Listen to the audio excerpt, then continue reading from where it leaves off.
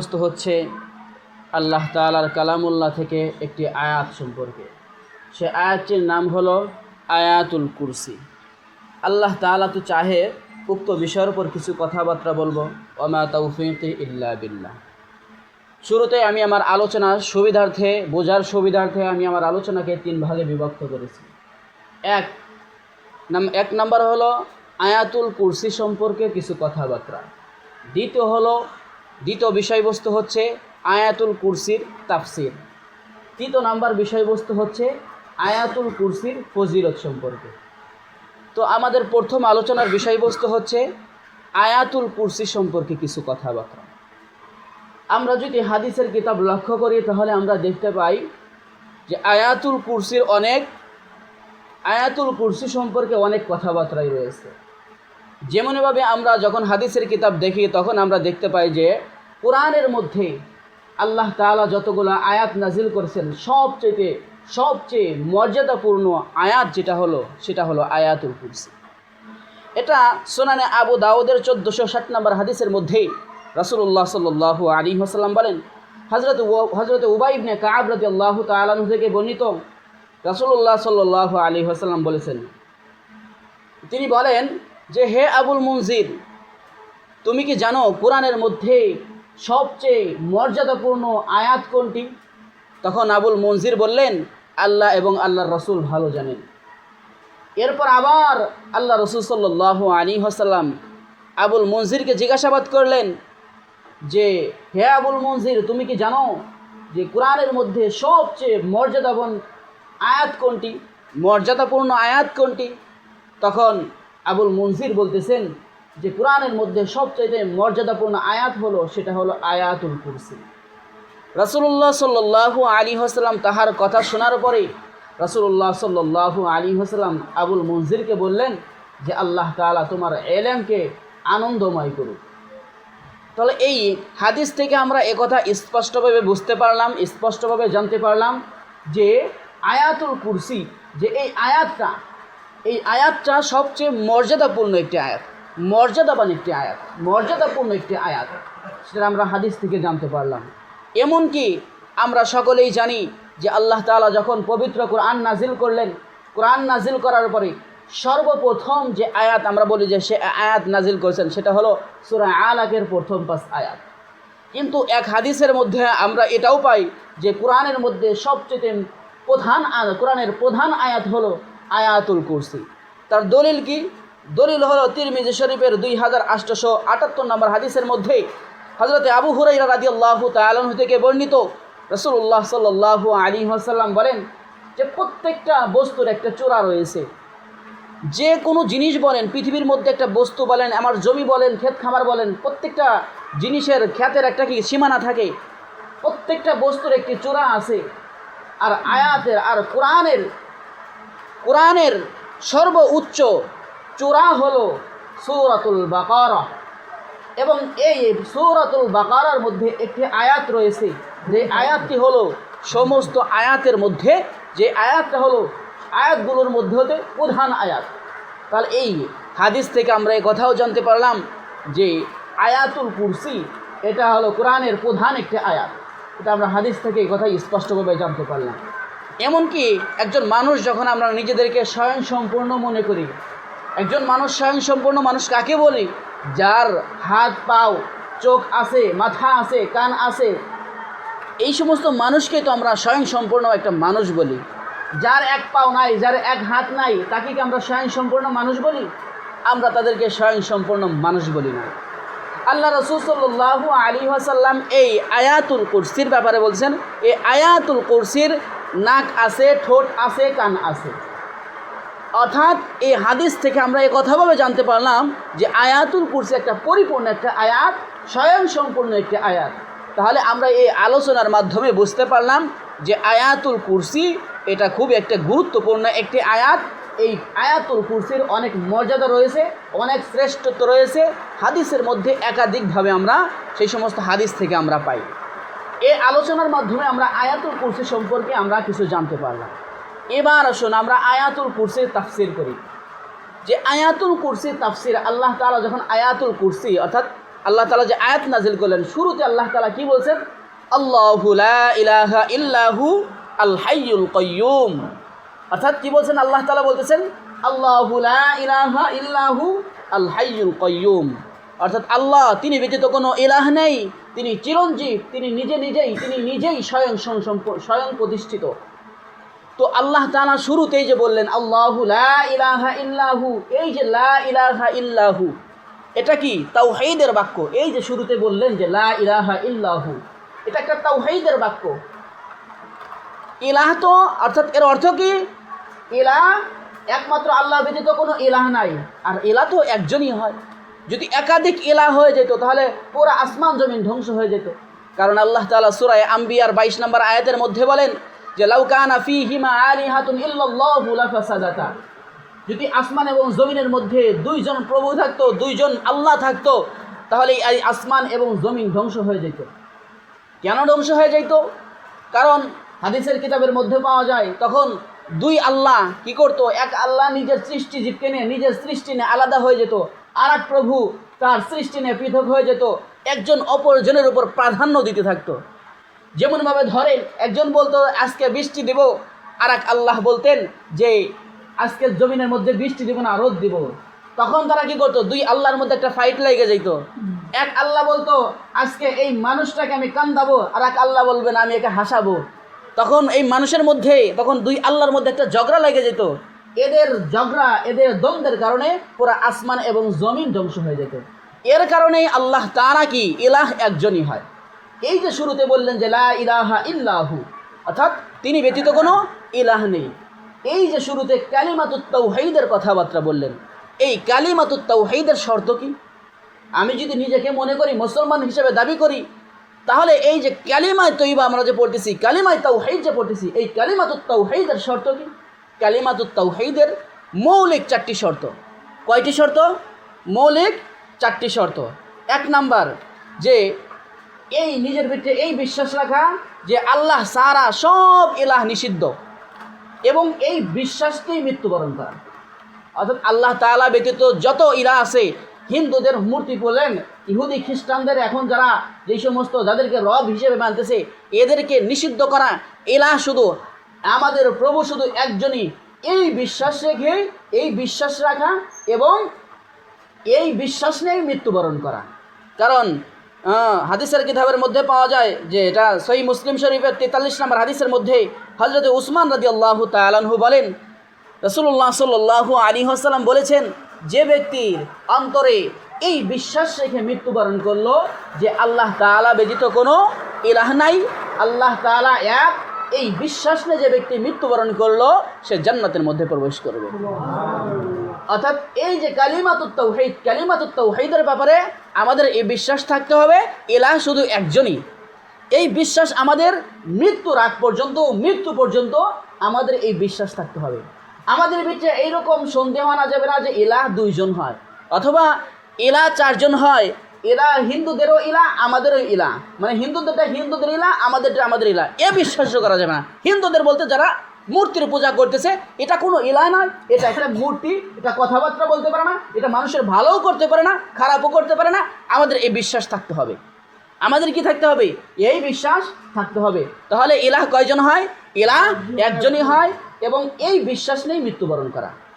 দ্বিতীয় কথা হলো যে একাত্মবাদের ক্ষেত্রে, যে কালিমাতুত তাওহীদের ক্ষেত্রে, অর্থাৎ একাত্মবাদের ক্ষেত্রে সামান্যতম সন্দেহ আনা যাবে না যে হয়তো আল্লাহ তাআলা 2 জন, এইরকম সন্দেহ আসা যাবে না। সামান্যতম, ন্যূনতম সন্দেহ আসা যাবে না যে আমার ভিতরে এই সন্দেহ আসবে যে দুনিয়ার মানুষ, আমি গত জুমায় বলছিলাম যে কালিমাতুত তাওহীদ, যে একাত্মবাদের ক্ষেত্রে আল্লাহ তাআলাকে বিশ্বাস করা, ন্যূনতম সন্দেহ পোষণ না করা। যদি আমাদের ভিতরে যদি এইরকম সন্দেহ আসে যে আমার জমিন, আমার ক্ষেত খামার, আমার দোকানপাট, আমার চাকরি বাকরি আমাকে খাওয়াচ্ছে, তাহলে এই কালিমাতুত তাওহীদের ব্যাপারে আমার সন্দেহ আসলো। অতএব এই সমস্ত সন্দেহ আনা যাবে না। একমাত্র বিশ্বাস থাকতে হবে আল্লাহ তাআলাই আমাদেরকে খাওয়ায়, আল্লাহ তাআলা আমাদেরকে পান করায়, আল্লাহ তাআলা সব কিছু করে। এই তাওহীদ, এই কালিমাতুত তাওহীদ নিজের ভিতরে এটা দৃঢ়ভাবে একাত্মবাদের, আল্লাহ তাআলার একাত্মবাদের ক্ষেত্রে যে সামান্যতম, ন্যূনতম এই সন্দেহ আনা যাবে না। তাহলে আমরা দুই নম্বর জিনিস মাধ্যমে বললাম যে কালিমাতুত তাওহীদের ব্যাপারে দ্বিতীয় শর্ত হলো যে একাত্মবাদের ক্ষেত্রে সামান্যতম সন্দেহ পোষণ করা যাবে না। 3 নাম্বার যে মুখে এবং অন্তরে স্বীকার করা, মুখে এবং অন্তরে স্বীকার করা যে আল্লাহ তাআলা এক, আল্লাহ ব্যতীত কোনো মাবুদ নাই, এটা মুখেও বলতে হবে, অন্তরেও বলতে হবে। এটা আমি শুধু মুখে বললাম কিন্তু অন্তরে আমি এটা বিশ্বাস করলাম, এটা হবে না। আমাকে মুখেও বিশ্বাস করতে হবে, অন্তরে বিশ্বাস করতে হবে। আমি যদি মনে করি যে আমি বলতেছি, মুখে মুখে বলতেছি আল্লাহ এক, আল্লাহ সব কিছু করেন, কিন্তু আমার অন্তরের মধ্যে আমার ভিতরে বিশ্বাস আছে আমার দোকান আমাকে খাওয়াচ্ছে, আমার চাকরি আমাকে খাওয়াচ্ছে, আমার অমুক লোক, আমার বাবা আমাকে খাওয়াচ্ছে, আমার মা আমাকে খাওয়াচ্ছে, যদি এইরকম বিশ্বাস আনে তাহলে এটা মুনাফিকের কারণ হবে। মুনাফিকদের কারণেই ইসলামের বেশি ক্ষতি হয়েছে। কারণ আল্লাহ তাআলা সূরা ফাতিহার 11 নম্বর আয়াতের মধ্যে বলেন ইয়াকুলুনা বিআলসিনাতিহিম মা লাইসা ফি কুলুবিহিম, তারা মুখে একটা বলে কিন্তু অন্তরে সেটাও বলে না, মুখ একটা বলে কিন্তু অন্তরে সেটা বলে না, এটাই মুনাফিকের আলামত। আমরা মুখে বলতেছি আল্লাহ তাআলা এক, কিন্তু আমাদের কাজকর্মের মাধ্যমে দেখা যাচ্ছে যে আমাদের আল্লাহ এক না। আমাদের বিশ্বাস হয়ে যেতেছে আমাদের দোকানও খাওয়াচ্ছে, আমাদের চাকরিও আমাদেরকে খাওয়াচ্ছে। আমাদের যদি এরকম সন্দেহ আসে তাহলে আমরা মুখে আর কাজকর্মে এক হলো না। এজন্য আমরা মুখেও আমাদের বিশ্বাস রাখতে হবে আল্লাহ এক, অন্তরে আমাদের বিশ্বাস রাখতে হবে আল্লাহ এক। কিন্তু আফসোস এবং দুঃখের সাথে আমাদের বলতে হয় বর্তমান আমাদের সময়ের মধ্যে এই যে আল্লাহ তাআলা এক, আল্লাহ তাআলার উপর বিশ্বাস করা সমস্ত বিষয়, দেশ পরিচালনার ক্ষেত্রে, আমার বাড়ি পরিচালনার ক্ষেত্রে আল্লাহ তাআলা যে এক, আল্লাহ তাআলার উপর বিশ্বাস রেখে যে আমি আমার দেশ পরিচালনা করব, আমি আমার বাড়ি পরিচালনা করব, সেভাবে আমরা করতেছি না। আপনারা অনেকেই জানেন, অনেকেই খবর দেখেছেন একটা বিষয় যে আমাদের এক নেতা বলছেন যে আমরা শরীয়ত অনুযায়ী, আমরা শরীয়তকে বিশ্বাস করি না আর শরীয়ত অনুযায়ী দেশকে পরিচালনা করব না। আপনারা অনেকেই শুনছেন যে নেতা বলছে, আপনারা জানতেছেন কোন নেতা বলছে, অনেকেই জানেন, যারা খোঁজ খবর রাখেন, যারা খবর দেখেন, এরা অনেকেই জানেন কি আমরা শরীয়ত আইন বিশ্বাস করি না। আমাদের এক নেতা বলছে, এমনকি এই মৌলবাদ, অন্ধত্ববাদ বলে এদেরকে উৎখাত করতে হবে। আমাদের এক নেতা বলছে, বড় বড় নেতারা। যদি আমি বলতেছি যদি এটা তাদের ব্যক্তিগতভাবে যদি কথা হয়, এটা যদি তাদের ব্যক্তিগতভাবে কথা হয়, তাহলে তাদেরকে লাইভে এসে প্রকাশ্য মানুষের সাথে প্রকাশ্য ক্ষমা চাইতে হবে এবং কালিমা পড়তে হবে। আর যদি এটা তাদের দলীয় কথা হয় তাহলে তাদের দলের যারা আছে সবার জন্যই তওবা ইস্তেগফার পাঠ করতে হবে, সবার জন্য এটা তওবা ইস্তেগফার পাঠ করতে হবে। এই যে আমরা মুখে বলতেছি আল্লাহকে মানি, কিন্তু আমি শরিয়া অনুযায়ী আমি এই দেশকে পরিচালনা করতে চাইতেছি না, আমি করতে পারতেছি না, এটা অন্য বিষয়, কিন্তু আমি বিশ্বাসই করতেছি না, আমি এটা বিশ্বাসই করতেছি না যে শরিয়া অনুযায়ী দেশ পরিচালনা হবে, এটা বিশ্বাসই না। এটা হলো কি, যদি যারা এই সমস্ত কথাবার্তা বলছে তাদেরকে প্রকাশ্যভাবে মাফ চাইতে হবে। যদি এটা তারা কি করে, তওবা ইস্তেগফার করতে হবে। যদি এটা তাদের দলীয় বক্তব্য হয়ে থাকে তাহলে এদের কি করতে হবে, এদের সবারই তওবা ইস্তেগফার পাঠ করতে হবে। এদের এই যে দল গঠন করছে, এ দল যখন গঠন করছে, এই দলের কারণে আল্লাহ তাআলা আযাব গজব আসবে। আমি একটা কথা স্পষ্টভাবে বলে দেই, যারা আমার দায়িত্বকে আমি বলতেছি, যারাই ভবিষ্যতে যারাই রাজনীতির ময়দানে আসবেন, যারাই দেশ পরিচালনা করবেন, তাদের ব্যাপারে আমাদের একটা কথা, ওলামা ইকরামদের পক্ষ থেকে একটি কথাবার্তা বলিতেছেন যে নব্য অর্জিত স্বাধীন এই বাংলাদেশে যে কোনো ব্যক্তি চায় রাজনীতির ময়দানে আসতে পারে, এতে আমাদের কোনো বাধা বা কোনো আপত্তি নাই। তবে রাজনীতি করার পূর্বে, রাজনীতির ময়দানে আসার পূর্বে আপনাকে একথা চিন্তা করতে হবে আপনি কোন দেশে রাজনীতি করতেছেন, কাদের জন্য রাজনীতি করতেছেন। যদি এসব চিন্তা ভাবনা না করেই আপনি যদি এ দেশকে পশ্চিমাদের কালচার অনুযায়ী, ইন্ডিয়ার কালচার অনুযায়ী, আমেরিকার কালচার অনুযায়ী এ দেশকে পরিচালনা করেন, তাহলে মনে রাখবেন 90 ভাগ মুসলমানের দেশে 18 কোটি তাওহীদি জনতা আপনাদের রাজনীতির ওপর জুতা ফেলবে। এই যে যারা এই সমস্ত কথাবার্তা বলতেছেন যে আমরা শরিয়া অনুযায়ী আমি আমার দেশকে পরিচালনা করতেছি না, আমি শরিয়া অনুযায়ী এ দেশকে আমরা শরিয়া আইন বিশ্বাস করি না, এটা ঈমান হারার কথা। যদি আপনারা এই সমস্ত কথাবার্তা বলেন তাহলে মনে রাখবেন 18 কোটি তাওহীদি জনতা আপনাদের উপর জুতা ফেলবে। সব শেষ আমাদের এটা মনে রাখতে হবে আমরা মুসলমান, আমরা মুসলমানের ঘরে জন্ম নিয়েছি। আমার দল, আমার ভালো লাগতেছে আমলিগ করব, আমার ভালো লাগতেছে বিএমপি, আমি বিএমপি করব, আমার ভালো লাগতেছে জামাত, আমি জামাত করব, আমার ভালো লাগতেছে আমার চরমোনাই পীর সাহেবের দল, আমি সেটাই করব, আমার ভালো লাগতেছে হেফাজতে ইসলাম, আমি সেটাই করব, আমার যেটা ভালো লাগে সেটাই করব। কিন্তু এগুলো করার আগে আমাকে সর্বপ্রথম মানতে হবে আমি মুসলমান, আমি মুসলমানের ঘরে জন্ম নিয়েছি। সর্বশেষ প্রথম কথা হলো আমরা মুসলমান, আমরা এক হিসাবে সবাই আমরা এক। যারা বলতেছে আমরা শরিয়া আইন অনুযায়ী এই দেশকে পরিচালনা করবো না, এটা বিশ্বাস করি না, তাদের জন্য আমাদের স্পষ্ট পয়গাম হলো যে তোমরা যারা বলতেছো আমরা শরিয়া অনুযায়ী এ দেশকে পরিচালনা করা, শরিয়া আইন বিশ্বাস করি না, তোমাদের ওপর মানুষ জুতা ফেলবে। তোমাদেরকে শিক্ষা নিতে হবে, অতীতে যারা দেশ পরিচালনা করছে তাদেরকে শিক্ষা নিতে হবে। তোমরা যেইভাবে কথাবার্তা বলছো, ইসলামকে অ্যাটাক করে কথাবার্তা বলতেছো, এ বিষয়ে কোশ্চিনকালে উলামা ইকরাম বন্ধ থাকবে না, মুখ বন্ধ থাকবে না। এ বিষয়ে উলামা ইকরাম কথাবার্তা বলবেই। যারা বলতেছে যে শরিয়া অনুযায়ী এ দেশ পরিচালনা হবে না, তাদের প্রকাশ্যভাবে মাফ চাইতে হবে। অর্থাৎ এরা মুখে একটা বলতেছে, ওদের মধ্যে একজন বলতেছে যে আমরা যদি ক্ষমতায় আসি তাহলে আমরা কি করব, দেশকে ইসলামী আইন অনুযায়ী পরিচালনা করব। এটা তো অর্ধেক কথা, এটা তো অর্ধেক কথা, পুরা তো কথা হইল না। পুরা কথা কি, আমরা যেটা বলতেছি ইসলামে সেইটাই মেনে চলবো, আসলে পরে মানবো না, আসলে মানবো না, এটা তো অর্ধেক কথা। এই জন্য যারাই দেশ পরিচালনা করবে, আমরা যাদেরকে ভোট দেব একবার চিন্তা ভাবনা করে ভোট দেবো। আমরা কাদেরকে ভোট দিচ্ছি? আমি কোনো দল করি না, আগেই বলতেছি আমি কোনো দল করি না। এই আয়াতুল কুরসি সম্পর্কে আসলো যে কালিমাতুত তাওহীদের শর্তের ব্যাপারে, যে মুখে একটা বলায় অন্তরে আর একটা থাকে। এই যে যারা এই সমস্ত কথাবার্তা বলছে এদের মুখে একটা অন্তরে আর একটা আছে। এই জন্য আমরা যেই দল কেনা করি সেই দলের ব্যাপারে আমরা যেটাই কেনা করি সর্বপ্রথম আমাদের মাথায় রাখতে হবে আমরা মুসলমানের ঘরে জন্ম নিয়েছি, এটা আমাদের মাথায় রাখতে হবে। তো কালিমাতুত তাওহীদের মৌলিক যে চারটি শর্তের মধ্যে ৩ নম্বর শর্ত হলো মুখে এবং অন্তরে এই কালিমাতুত তাওহীদের ব্যাপারে বিশ্বাস রাখা।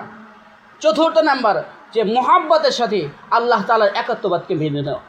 এটা মুহাব্বতের সাথে মেনে নিতে হবে। এটা বাধ্য না যে মুসলমানের ঘরে জন্ম নিয়েছি, নামাজ পড়তে ভালো লাগে না, আল্লাহ তাআলাকে এক বলতে ভালো লাগে না, কিন্তু বাধ্য হয় মানতেই হইতেছে, এই বাধ্য হয়ে মানা যাবে না। এটা মুহাব্বত করে, আল্লাহকে ভালোবেসে, আল্লাহকে মুহাব্বত করে এই একাত্মবাদের ক্ষেত্রে আল্লাহ তাআলা কী করতে হবে, এটা মেনে নিতে হবে। বাধ্যতামূলক না, এটা আল্লাহ তাআলাকে মুহাব্বত করে মেনে নিতে হবে। এই কালিমাতুত তাওহীদের যে ৪র্থ যে মৌলিক শর্ত সেটা হলো মুহাব্বতের সাথে আল্লাহ তাআলার একাত্মবাদকে মেনে নেওয়া। হযরতে যে একাত্মবাদের ক্ষেত্রে এ ব্যাপারে যে সহিহ বুখারী ১৬ নম্বর হাদিসের মধ্যে হযরত আনাস রাদিয়াল্লাহু তাআলা আনহু বলেন, যার মধ্যে এই ৩টি গুণ থাকবে সে ঈমানের স্বাদ পাবে। সেই ৩টি গুণ কোন ৩টি গুণ?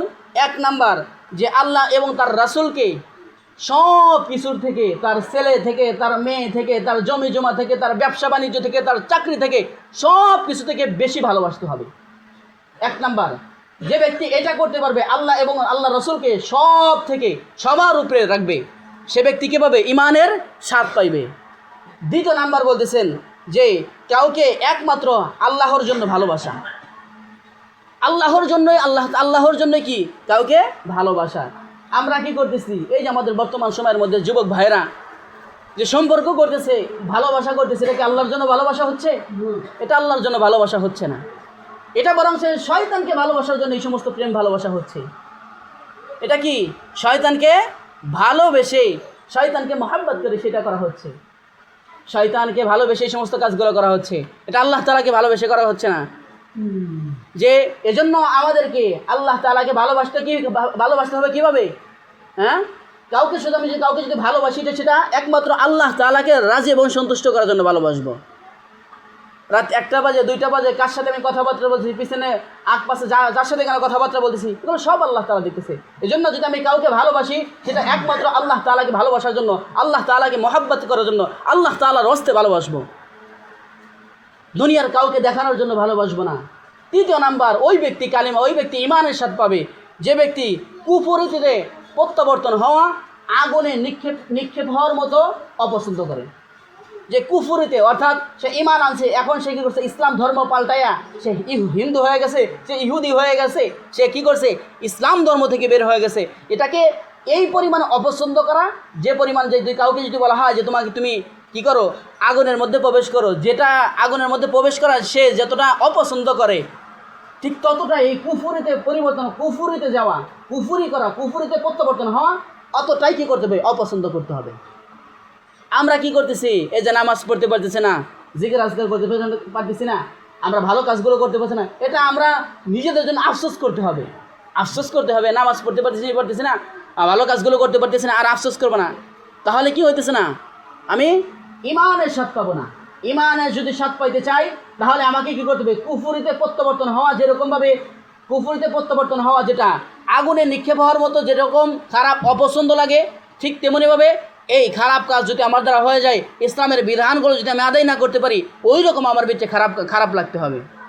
তাহলে আমরা এতক্ষণ আমরা যে ব্যাখ্যা করতেছিলাম যে আল্লাহু লা ইলাহা ইল্লাহু এর ব্যাখ্যা করতেছিলাম। এবার আসুন আল হাইয়ুল কাইয়ুম। হাইয়ুন এটা কি? হাইয়ুন অর্থ চিরঞ্জীব, অর্থাৎ তিনি জীবিত থাকবে। আল হাইয়ুল কাইয়ুম যা অর্থাৎ তিনি চিরঞ্জীব, তিনি কোশ্চিনকালে মৃত্যুবরণ করবে না। তিনি সব পৃথিবীর সব কিছু শেষ হয়ে গেলেও আল্লাহ তাআলা কি হবে না? শেষ হয়ে যাবে না, বরং আল্লাহ তাআলা জীবিতই থাকবেন। আল্লাহ তাআলা কখনো শেষ হবে না, কারণ আল্লাহ তাআলা সূরা আর রহমানের 26 এবং 27 নম্বর আয়াতের মধ্যে বলেন, কুল্লু মান আলাইহা ফান ওয়া ইয়াবকা ওয়াজহু রাব্বিকা যুল জালালি ওয়াল ইকরাম। কুল্লু মান আলাইহা ফান অর্থাৎ পৃথিবীর মধ্যে যা কিছু আছে সব ধ্বংস হয়ে যাবে।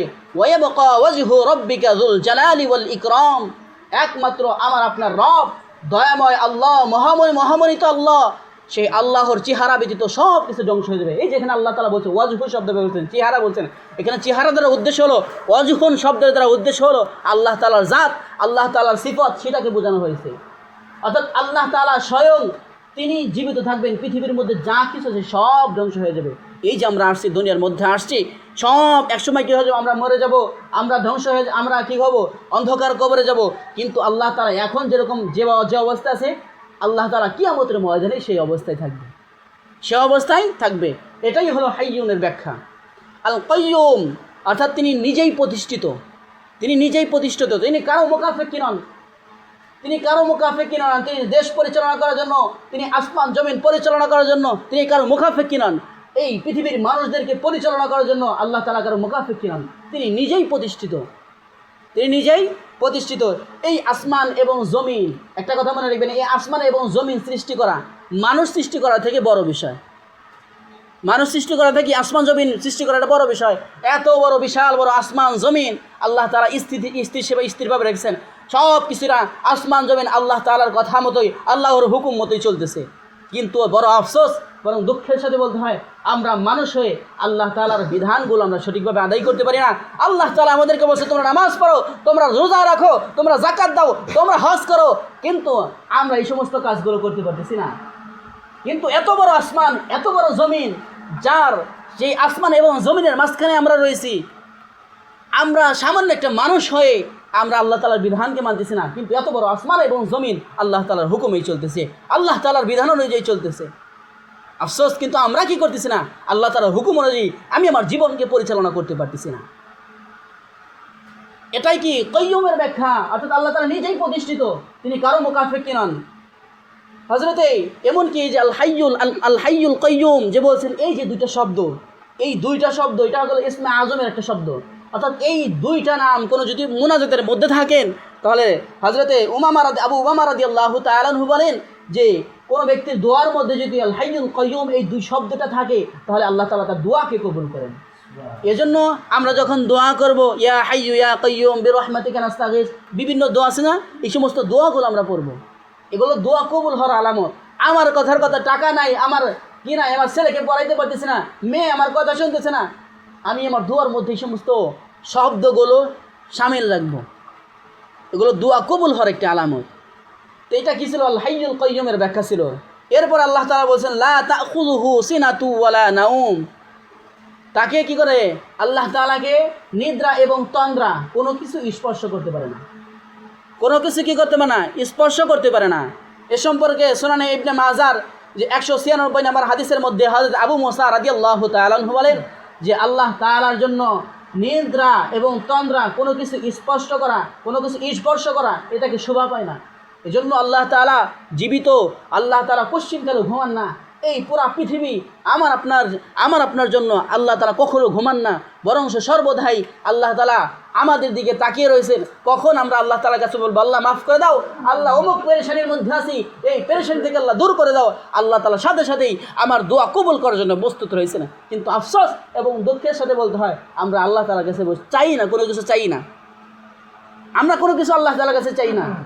আমরা পেরেশানি হলে শুধু দৌড়াই ডাক্তারের কাছে, অসুস্থ হলে দৌড়াই ডাক্তারের কাছে, এটা সমস্যা হলে অমুক ছেলের কাছে যাই, অমুক ছেলের কাছে যাই, অমুক মানুষের কাছে যাই। সর্বপ্রথম আপনার উচিত ছিল আল্লাহ তাআলার কাছে সেই সমস্ত বিষয় পানা চাওয়া। আল্লাহ অমুক অসুস্থ হয়েছে, আল্লাহ মাফ করে দাও, এটা আল্লাহ তাআলার কাছে আর্য করা। আমি কয়েকদিন আগে বলছিলাম যে ফুলবাড়ি মাদ্রাসার এক শিক্ষক, ফুলবাড়ি মাদ্রাসার বড় হুজুর, উনি আর যখন কোনো কিছুর প্রয়োজন হতো আমি নিজে দেখছি, কোনো কিছুর প্রয়োজন হয়েছে লাগবে, ছাত্ররা কী করছে, হুজুর আজকে গোস্ত খাবো, সে কী করে সাথে সাথে আল্লাহ তাআলার কাছে হাত তুলে দেয়, আল্লাহ আমার ছাত্ররা গরুর গোস্ত খাইবে চায়, গরুর গোস্ত দাও। সে আল্লাহ তাআলার কাছে বলতো। সে এত বড় একটা মাদ্রাসার মুহতামিম, সে কখনো মাদ্রাসার বাইরে আসে না কালেকশন করার জন্য। আল্লাহ তাআলা ওই মাদ্রাসায় 2000 ছাত্র আছে, 2000 ছাত্রকে ফ্রি পড়াইতেছে। এই জন্য আমরা যদি কারোর কাছে চাই তাহলে সর্বপ্রথম কার কাছে যাবো? আল্লাহ তাআলার কাছে যাব। আমার যত পেরেশানি রয়েছে সমস্ত পেরেশানি অবস্থায় আমি আল্লাহ তাআলার কাছে যাব। আল্লাহ তাআলা কখনো আমি চাবো আর আল্লাহ তাআলা ঘুমায় যাবে এরকম না। আল্লাহ তাআলা সর্বদাই আমার জন্য জাগ্রত অবস্থায় রয়েছে। লা তাখুযুহু সিনাতু ওয়ালা নাওম। আল্লাহ তাআলা কি করে না, নিদ্রাও যায় না, তন্দ্রাও যায় না। এই সমস্ত বিষয়কে কি আল্লাহ তাআলাকে স্পর্শও করতে পারে না। এরপরে বলছে লাহু মা ফিস সামাওয়াতি ওয়া মা ফিল আরদ। আসমান এবং জমিনের মধ্যে যা কিছু আছে সব কিছু আল্লাহ তাআলা। আমি বলতেছি আমার বাড়ি, আমার গাড়ি, আমার মসজিদ, আমার মাদ্রাসা, আমার খেত, আমার জমি, আমার বলতেছি। আল্লাহ তাআলা বলছেন লাহু মা ফিস সামাওয়াতি ওয়া মা ফিল আরদ। আসমান এবং জমিনের মধ্যে যা কিছু আছে সব কিছু আমার, সব কিছু আমার। এই যে বলতেছি আমার 5টা দোকান, আমার 10টা দোকান, আমার মসজিদ, আমি এই মসজিদের খোঁজিদ, আমি আমার বলতেছি যে আমি এই সমস্ত কথাবার্তা বলতেছি আমার না। আল্লাহ তাআলা দুনিয়ার মধ্যে আমাকে কী করছেন, হিসাব রক্ষক বানাইছেন, আমাকে ম্যানেজার হিসেবে পাঠাইছেন। এই যে সমস্ত বিষয় আমার কাছে দিয়ে রাখছেন, আমাকে 10টা সন্তান দিয়েছেন, 5টা সন্তান দিয়েছেন, এটা আমার কাছে আমানত রাখছেন, জমা রাখছেন। এগুলো আমাকে 1 কোটি টাকার মালিক বানাইছেন, 2 কোটি টাকার মালিক বানাইছেন, 5,000 টাকার মালিক বানাইছেন। এগুলো মালিক, মূল মালিক আমি নয়, এগুলোর মূল মালিক হলো আল্লাহ। কারণ আল্লাহ তাআলা আয়াতুল কুরসির মধ্যে বলছেন লাহু মা ফিস সামাওয়াতি ওয়া মা ফিল আরদ। আসমান এবং জমিনের মধ্যে যা কিছু হয়েছে সব আল্লাহ তাআলার। এত কিছু বলতেছি যে এত কিছু আমার বলতেছি, আমার বলে আমরা নিজেদেরকে অহংকার করতেছি, অহংকার দেখাইতেছি, মানুষের উপর জুলুম করতেছি, নির্যাতন করতেছি। আপনি সুযোগের সদ্ব্যবহার করতেছেন। যখন আল্লাহ তাআলা হিসাব চাইবেন যে তোমাকে দুনিয়ার মধ্যে এত কিছু দেওয়া হয়েছে, এই সমস্ত বিষয় কি করছো, আমার এই সমস্ত বিষয় ফিরিয়ে দাও। তোমাকে দেওয়া হয়েছিল 1 কোটি টাকা দেওয়া হয়েছিল, তুমি এই টাকাতে গাঁজা খাইছো, মদ খাইছো, খারাপ কাজে ব্যয় করছো, এই টাকার হিসাব দাও। এই জন্য আল্লাহ তাআলা আমাকে যা দিয়েছেন এটা আমাকে অপব্যয়, যে খারাপ রাস্তায় ব্যয় করা যাবে না। এই সমস্ত টাকাগুলোর আমার সঠিক রাস্তায় ব্যয় করতে হবে। এই যে বাড়ি দিছে, গাড়ি দিছে, টাকা পয়সা দিছে, জমি দিছে, এগুলো আল্লাহ তাআলা আমার কাছে জমা রাখছেন, আমাকে কেশিয়ার স্বরূপ রাখছেন যে তোমার কাছে জমা রাখলাম, তুমি এখন রাখো। এগুলোর মূল মালিক আমি নয়, কিন্তু আজ আমরা কি করছি, মূল মালিক হিসেবে ব্যবহার করতেছি। যদি কোনো কোম্পানির ম্যানেজার যদি নিজের মনে করে সমস্ত টাকা পয়সা ব্যয় করে, সেই ম্যানেজারকে কি রাখবে কোশ্চিনকালেও রাখবে না, বরঞ্চ সেই ম্যানেজার কাছে জরিমানা রেখে কি করবে, ওকে ওই কোম্পানি থেকে বের করে দেবে। ঠিক তেমনি যখন আমরা অন্ধকার কবরে যাব, আমরা যখন আল্লাহ তাআলা আমাদেরকে 2টা বাড়ির মালিক বানাইছিল, 1 লাখ টাকার মালিক বানাইছিল, সেই টাকাগুলো আমি কি করছি, সেই টাকাগুলো যদি অপব্যয় করি, খারাপ রাস্তায় ব্যয় করি, আল্লাহ রাস্তায় ব্যয় না করি, অন্য রাস্তায় ব্যয় করি, খারাপ রাস্তায় ব্যয় করি, এই টাকার হিসাব আমরা তখন কিভাবে দেব? আর আল্লাহ তাআলা কি তখন কি আমরা টাকাগুলো ফেরত দিতে পারবো? এই জন্য আমাদের হিসাব করতে হবে। আল্লাহ তাআলা আমাকে কি করছেন, এই যৌবনটা দিছে, এই যৌবনটা আল্লাহ তাআলা কি আমার কাছে জিম্মাদারি হিসেবে রাখছেন। এই যৌবনের আমার হেফাজত, যৌবনের হিসাব দিতে হবে। এগুলো সমস্ত কিছুর মালিক আল্লাহ। কারণ আল্লাহ তাআলা আয়াতুল কুরসির মধ্যে বলছেন লাহু মা ফিস সামাওয়াতি ওয়া মা ফিল আরদ। এরপর বলছেন মান যাল্লাযী ইয়াশফাউ ইনদাহু ইল্লা বিইذনি। সেদিন কেউ সুপারিশ করতে পারবে না আল্লাহ তাআলা যতটুকু চান তা ব্যতীত। আসমানে তো হাজার হাজার ফেরেশতা রয়েছে, একটা ফেরেশতাও কি করতে পারবে না, সুপারিশ করতে পারবে না। যদি আল্লাহ তাআলা অনুমতি দেন তাহলে কি করে সুপারিশ করতে পারবে? বলবো যে ফেরেশতাদেরকে বলবো তোমরা এটা আমার জন্য সুপারিশ করো। যদি আল্লাহ তাআলা অনুমতি না দেয় তাহলে কোশ্চিনকালে সেই সুপারিশ কাজে আসবে না। রাসূলুল্লাহ সাল্লাল্লাহু আলাইহি ওয়াসাল্লাম যদি আপনার জন্য সাফায়াত না করেন, কোশ্চিনকালে কোনো কাজে আসবে না। এই জন্য আমরা এই অন্ধকার কবরে যাব। সেই অন্ধকার কবরে যাওয়ার জন্য কি সামিয়ান আনতেছি, কি গুছাইতেছি, এই সমস্ত বিষয় আমাদের চিন্তা ভাবনা করতে হবে। আমাদের চিন্তা করতে হবে আসলে আমরা কী করতেছি, কী কাজগুলো করতেছি। মান যাল্লাযী ইয়াশফাউ ইনদাহু ইল্লা বিইذনি। আল্লাহ তাআলার অনুমতি ব্যতীত কেউ সুপারিশ করতে পারবে না। ইয়ালামু মা বাইনা আইদিহিম ওয়া মা খালফাহুম। আল্লাহ তাআলা আমার পিছনে এবং সামনে যা কিছু করতে সব কিছু জানেন, সব কিছু জানেন। রাতে 1টা বাজে ঘর দরজা লাগায় আমি কি করতেছি এগুলো আল্লাহ তাআলা দেখতেছেন। আমি মানুষের উপর জুলুম করতেছি, তাও আল্লাহ তাআলা দেখতেছেন। একজন মানুষকে আমি সাহায্য সহযোগিতা করছি, তাও আল্লাহ তাআলা দেখতেছেন। আল্লাহ তাআলা আমার পিছনের এবং সামনের যা কিছু আছে সব কিছু দেখতেছেন, সব বিষয় জানেন। ইয়ালামু মা বাইনা আইদিহিম ওয়া মা খালফাহুম, আমার পিছনে এবং পশ্চাতে, আমার পিছনে এবং সামনে যা কিছু করতেছে সব আল্লাহ তাআলা জানেন। এই জন্য দুনিয়ার মধ্যে যাচ্ছি, নামাজ পড়তেছি না, আমি মনে করতেছি হুজুরকে ধোঁকা দিচ্ছি, আমি মনে করতেছি এই মসজিদকে ধোঁকা দিচ্ছি। এটা আমি মসজিদকে ধোঁকা দিচ্ছি না, আমি এই হুজুরকে ধোঁকা দিচ্ছি না, বরং আমি নিজেকে নিজেই ধোঁকা দিচ্ছি। আল্লাহ তাআলা আমার বিষয় জানেন। আমি যে ফজরের নামাজ পড়ি নাই, এটা আল্লাহ তাআলা জানতেছেন, সব জানেন। ইয়ালামু মা বাইনা আইদিহিম ওয়া মা খালফাহুম, আমি আমার ব্যক্তিগত কথাবার্তা বলতেছি না, সব। আপনারা বিশ্বাস না হলে 3 নম্বর পারার আয়াতুল কুরসিটা অনেকেই পারে, সেটা আপনারা দেখে নেবেন। আল্লাহ তাআলা বলেছেন ইয়ালামু মা বাইনা আইদিহিম ওয়া মা খালফাহুম, আমার পিছনে এবং সামনে যা কিছু আছে সব দেখতেছেন।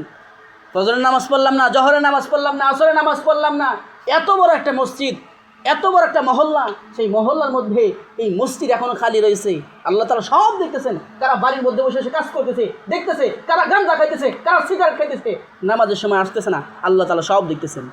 আল্লাহ তাআলা হিসাব নেবে, কি হিসাব দেবেন? কোনো কিছু আল্লাহ তাআলার কাছ থেকে লুকানো যাবে না।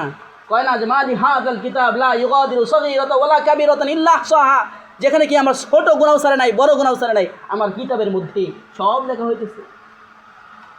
আমার ডায়েরির মধ্যে সব কিছু লেখা হইতেছে, আমি কী কাজগুলো করতেছি, নামাজ পড়তেছি না, মনে চিতেছে বাজারে যে আমি বসে রয়েছি, সব আল্লাহ তাআলা দেখতেছেন। এই জন্য আমাদের হিসাব করতে হবে আমি কি করতেছি। ওয়ালা ইউহিতুনা বিশাইইম মিন ইলমিহি ইল্লা বিমা শা, আল্লাহ তাআলার জ্ঞান সম্পর্কে আমরা কোনো কিছু জানি না, তবে যতটুকু আল্লাহ তাআলা চান ততটুকু আমরা জানতে পারি, এর বেশি জানতে পারি না। হযরত মূসা আলাইহিস সালামকে জিজ্ঞাসাবাদ করা হয়েছিল, হে মূসা, এই জামানার মধ্যে সবচেয়ে বুজুর্গ ব্যক্তি, সবচেয়ে জ্ঞানী ব্যক্তিকে? তখন হযরত মূসা আলাইহিস সালাম নিজেকে বলছিলেন আমি সবচেয়ে জ্ঞানী ব্যক্তি। আল্লাহ তাআলা বললেন যে তুমি যাও খিজিরের কাছে যাও। লম্বা ঘটনা, সবাই আমার জানা। যে তখন আল্লাহ তাআলা বলছেন যাও খিজিরের কাছে যাও। হযরত খিজির আলাইহিস সালামের কাছে গেলেন। হযরত খিজির আলাইহিস সালাম এবং হযরত মূসা আলাইহিস সালাম কী করলেন? তারা ইলমে দ্বীন অন্বেষণ করার জন্য সফর করতে লাগলেন। সফর করতে করতে দেখা গেল, একসময় দেখা গেল একটা নদী আসলো। তো নদী আসার পরে হযরত খিজির আলাইহিস সালামকে নৌকার মাঝি দেখে চিনতে পারলো, এবং হযরত খিজির আলাইহিস সালামকে এবং মূসা আলাইহিস সালামকে ভাড়া ছাড়াই কী করলো, নৌকায় উঠায় নিয়ে গেল। এবং নৌকার গোলের মধ্যে একটা চড়ুই পাখি বসলো। সেই চড়ুই পাখি বসে কী করলো, পানির মধ্যে 2-3বার কী করলো, ঠোকর দিল। তখন হযরত খিজির আলাইহিস সালাম হযরত মূসা আলাইহিস সালামকে বলতেছেন, হে মূসা, তোমার আমার এবং যতটুকু এলেম আছে, যতটুকু জ্ঞান রয়েছে, এই যে চড়ুই পাখি যে 2-3বার ঠোকা দিল, এই চড়ুই পাখির ঠোকার সম পরিমাণে আল্লাহ তাআলা যে যত পরিমাণ জ্ঞান, এই পরিমাণ আমাদের জ্ঞান নাই কেন? আমাদের এই পরিমাণ জ্ঞান নাই। আজ আমি মওলানা হয়েছি মনে করছি অনেক কিছু জানতেছি, অনেক কিছু শিখছি, কিছুই শিখতে পারি নাই, কিছুই জানতে পারি নাই। আল্লাহ তাআলা যতটুকু চাইছে, আমাকে যতটুকু চাইছে ততটুকু আমি শিখতে পারছি, এর বেশি শিখতে পারি নাই। আল্লাহ তাআলার ইলম সম্পর্কে আমরা কোনো কিছু জানতে পারি নাই।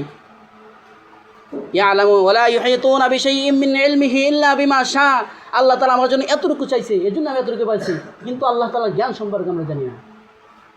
আল্লাহ তাআলার জ্ঞান সম্পর্কে আমরা কোনো কিছুই জানতে পারি না। এই জন্য আমাদেরকে যত কাজগুলো করি ভালো কাজগুলো করতে হবে। এরপরে বলতেছেন, আল্লাহ তাআলা বলতেছেন ওয়াসিআ কুরসিয়্যুস সামাওয়াতি ওয়াল আরদ, আসমান এবং জমিনের মধ্যে তার আরশটা আসমান এবং জমিনের মধ্যে বিস্তারিত আছে, বিস্তারভাবে রয়েছে। এরপরে বলতেছেন ওয়ালা ইয়াউদুহু হিফযুহুমা, এই যে এত বড় আসমান এবং জমিন পরিচালনা করার জন্য আল্লাহ তাআলা কখনো বিব্রত হন না। ওয়া হুয়াল আলিয়্যুল আযীম, তিনি তো মহামহিয়ান, তিনি তো মহাজ্ঞানী। এই জন্য এই যে আয়াতুল কুরসির আমরা ব্যাখ্যা জানলাম যে আল্লাহ তাআলা এত বড় আসমান, এত বড় জমিন আল্লাহ তাআলা কী করেন না, পরিচালনা করার জন্য কখনো বিব্রত হন না। এই আসমান এবং জমিন আল্লাহ তাআলা সুন্দরভাবে চালাইতেছেন। আল্লাহ তাআলা তো সূরা নাবার 6 নম্বর 7 নম্বর আয়াতের মধ্যে বলতেছেন আলাম নাজআলিল আরদা মিহাদা ওয়াল জিবালা আওতাদা, আল্লাহ তাআলা কী করছেন, এই জমিনটাকে কী করছেন, বিছানার জন্য বানিয়েছেন। ওয়াল জিবালা আওতাদা, এবং পৃথিবীর জমির মধ্যে যে সমস্ত পাহাড় রয়েছে সেই সমস্ত পাহাড়কে প্যারাক স্বরূপ বানিয়েছেন। সব কিছু কী করছে, আসমান জমিন সব কিছু আল্লাহ তাআলার হুকুমে চলতেছে। আমি একটু আগে বলছিলাম, কিন্তু বড় আফসোস আমরা আল্লাহ তাআলার হুকুম অনুযায়ী আমার জীবনকে পরিচালনা করতে পারতেছি না। বরং আমরা কীভাবে আমার নিজের জীবনকে পরিচালনা করতেছি, আমি ইহুদি খ্রিস্টানদের কালচার অনুযায়ী আমি আমার জীবনকে পরিচালনা করতেছি।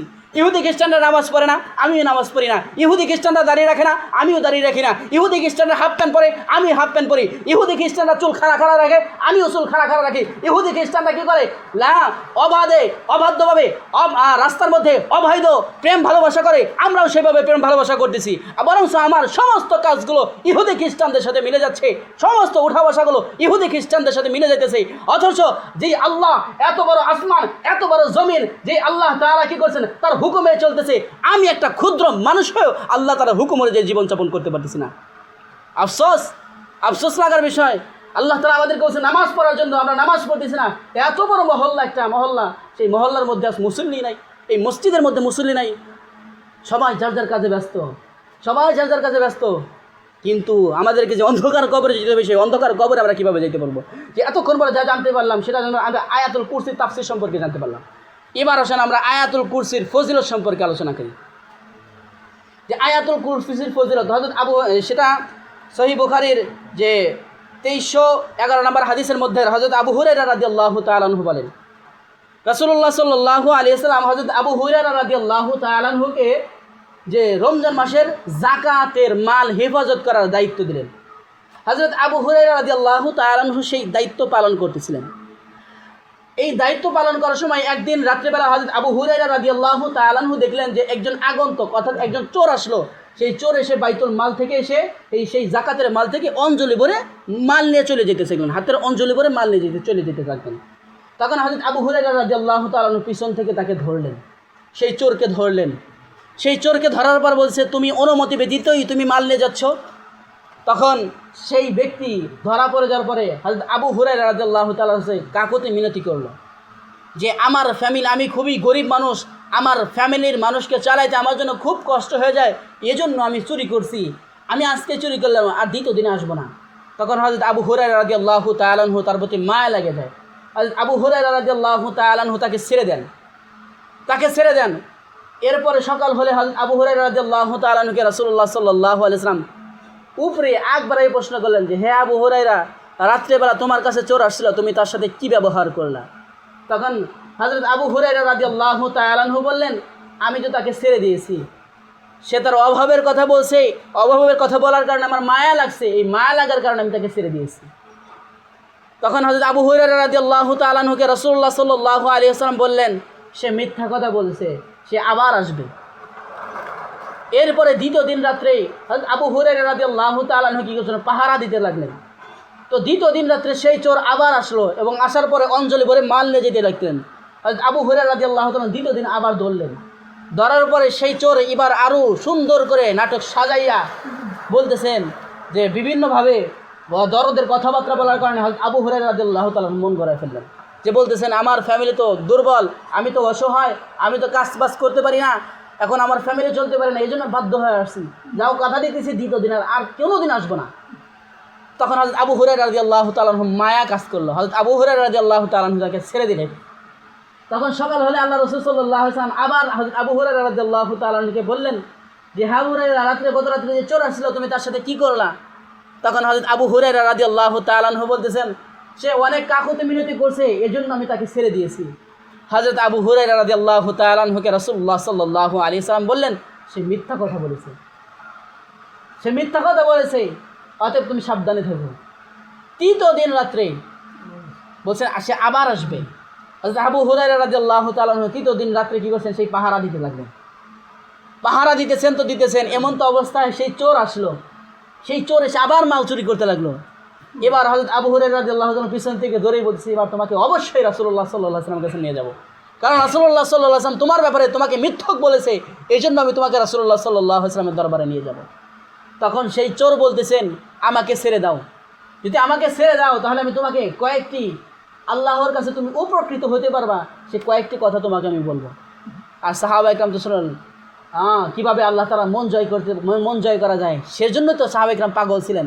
হযরত আবু হুরায়রা রাদিয়াল্লাহু তাআলা বললেন, তাহলে ঠিক আছে বলো।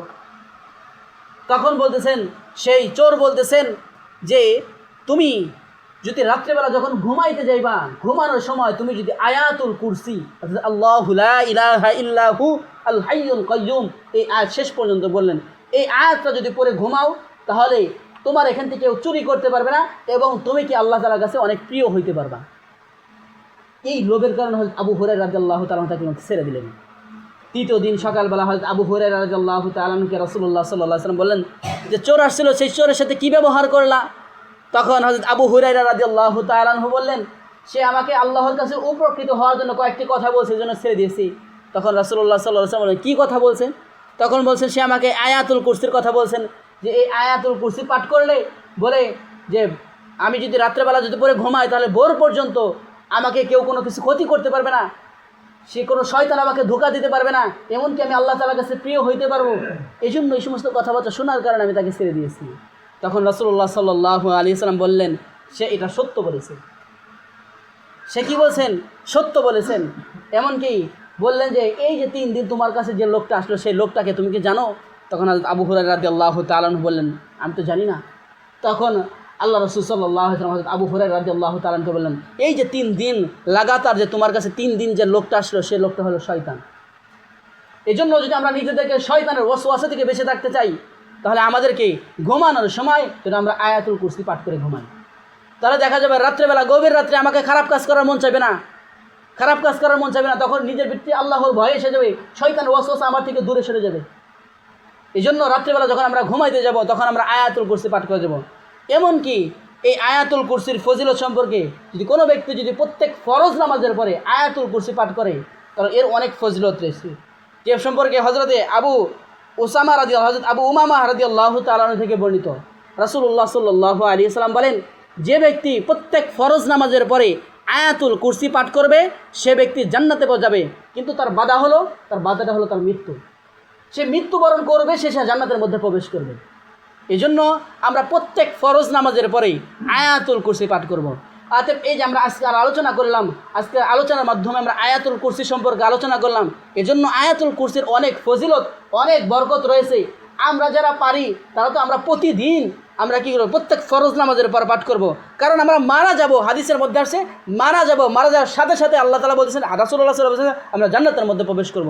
এই জন্য আমরা প্রত্যেক ফরজ নামাজের পরে আয়াতুল কুরসি পাঠ করব এবং ঘুমানোর সময় আয়াতুল কুরসি পাঠ করব। আর আমরা যারা শিখতে পারি নাই তারা আমরা সকালবেলা আমাদের এখানে চালু থাকে, আমরা এখানে বিভিন্ন বিষয় শেখানো হয়। এই জন্য আমরা সবাই আসবো, এসে আমরা আয়াতুল কুরসি শিখবো।